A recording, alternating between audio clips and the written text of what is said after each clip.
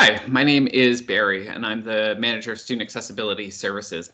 In this video, I'm going to be talking a little bit about online quizzes, tests, and exams. And I'm starting each video with a photograph from around campus. So this is Wraithby House. When I was a student, I actually had a part-time job working in that building, and it actually helped to launch my career. So I have fond memories of Wraithby. And just sort of as a connection to what I'm going to be talking about here, this is a building that's at the center of campus, but I often wonder to myself how many people really understand what goes on inside. So currently this is the home for the Multi-Faith Resource Team and Student Volunteer Connections, and it sort of is a hub for community life on campus. So that idea of do people, something that's at the center of campus or center of campus life that maybe, I wonder if people understand it would be true for online quizzes, tests, and exams. So I'm going to be focusing here on CourseLink quizzes. I recognize there are other platforms that instructors use like Mobius or Top Hat or a number of other things. But since CourseLink quizzes is the most common, that's where I'm going to focus my energy. And the first thing that you would do in this demonstration is log into CourseLink, as I'm sure you have done many times before. And you're looking for that quizzes button in the horizontal navigation bar where the red arrow is pointing there. And what I'm going to be showing you here is really kind of how things look from a student's perspective, because I'm hoping that will help you to understand how accommodations work for students and maybe where we can occasionally run into difficulties as well. So when you click on that quizzes button, you see the quiz list. This is anything that you have made visible to students. We strongly encourage instructors to make the quizzes visible to students at least a few days ahead of time so students can read the instructions. They can't actually start the exam until the quiz period begins, which you'll see in just a moment, but it does let them read the instructions. So we're going to click on the first option there on the quiz list. And the first thing we're looking at here on the instruction page is the quiz period. So as I said, this is the period when students are allowed to sign in and start writing the exam. So even if it is a 2-hour exam, you could potentially have a 1-hour window when students are allowed to sign in.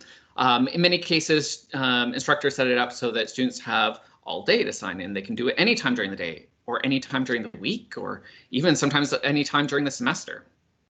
Just below that is the time allowed. So that's how much time do students have to get all the way to the end once they start working on question 1.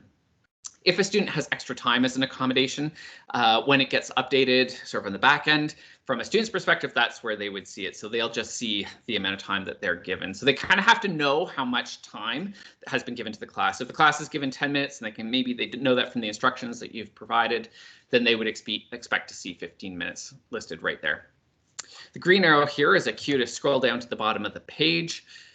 So towards the bottom, we can see this message that says the timer will not begin until after the setup process is finished. So we know with Respondus that there is a setup process. The vendor says it usually takes kind of 5 or 10 minutes to complete. Some students tell me that they can do it a little bit faster.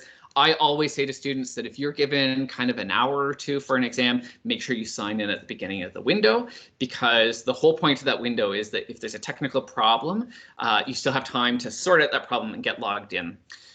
If students sign in 1 minute before the end of the window, what happens is they're in the middle of the setup process when that window expires, and then they get locked out of the exam. So we always say start at the beginning.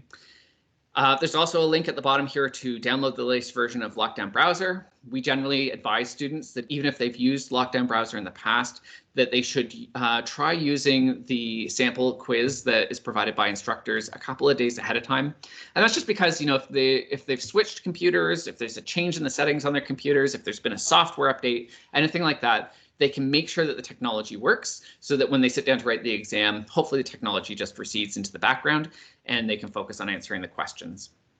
Really common question that we get from students that a lot of students don't seem to fully grasp, or that they struggle with understanding how it works, is Respondus Monitor. And so a lot of students imagine that what happens is that there's a person somewhere out there in internet land who is watching them super closely on their webcam.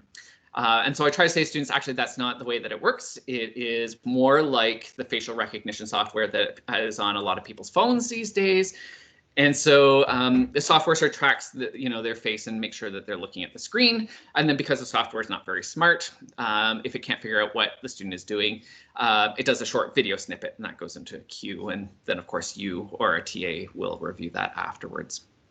So I try to say to students, if possible, let the technology recede into the background. Of course, I do acknowledge that the technology is imperfect, and we've heard lots from people about how, sometimes it can be triggering for symptoms related to a disability. If you've experienced, for example, trauma online, or, if you have a mental health condition that involves paranoia or dissociative thoughts, or those kinds of things that, you may, the technology just can be a real problem.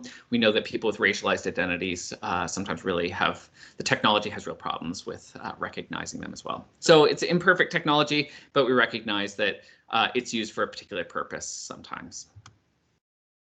So a question that students often ask us is, how will my instructors know about my extra time? So the way we explain that to them is instructors let us know at the beginning of the semester the date and time of their tests and exams, and we typically follow up about a week beforehand to make sure that they have the information they need.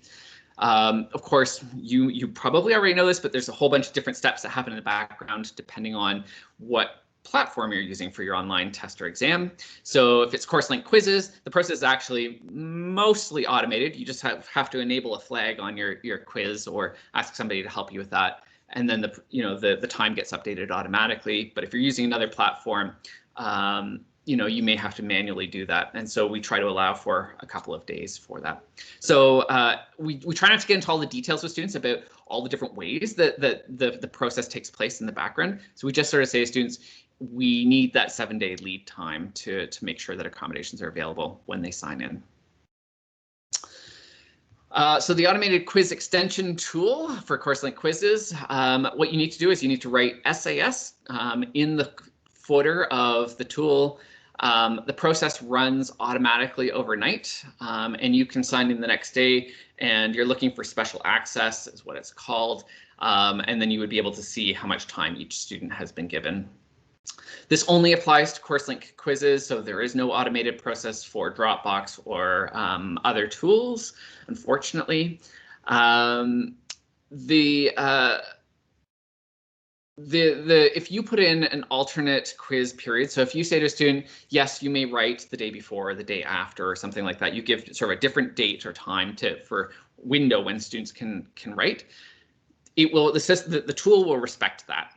However, if a student says to you, I'd like double time, and they normally only get time and a half, you can't change, well, you can change it, but the system is going to overwrite your change and put it back to the accommodations that we've approved. So if a student actually needs something different than the accommodations we've approved, they need to connect with their SAS advisor, and we need to make sure that that's put into the system.